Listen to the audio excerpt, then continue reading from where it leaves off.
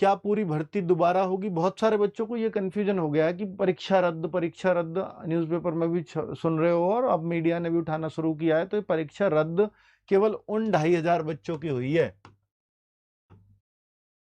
केवल 2500 बच्चों की, जो उन 5 सेंटरों पे थे, उनकी सेकंड और थर्ड, ऐसा उन्होंने बोला है चेयरमैन साहब ने।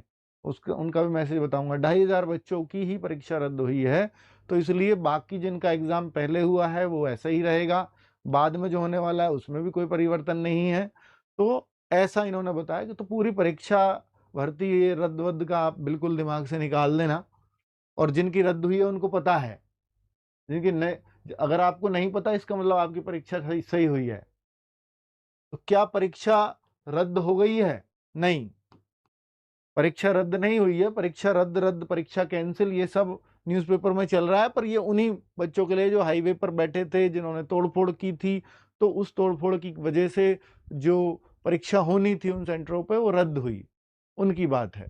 कि चेयरमैन का जवाब क्या है? चेयरमैन ने जितनी भी बोला है, मीडिया ने भी जो मामला उठाया है, वो केवल उन बच्चों का ही उठाया जो परीक्षा रद्द हुई है। परीक्षा रद्द होना भी एक बड़ा मामला है। अगर बच्चे दुगने, सोचिए 500 की परीक्षा और 1000 से ज्यादा बच्चा वहां पहुंच रहा है, तो जाहिर सी बात है कि भाई वो तो बहुत ही बहुत बड़ी सिस्टम की चूक है, मैनेजमेंट की चूक है, उसमें तो कोई माफी नहीं है।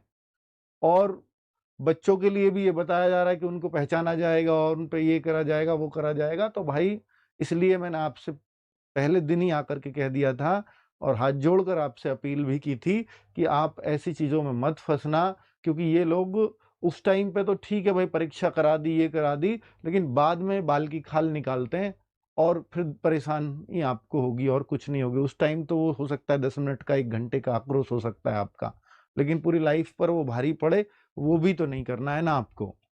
ठीक है।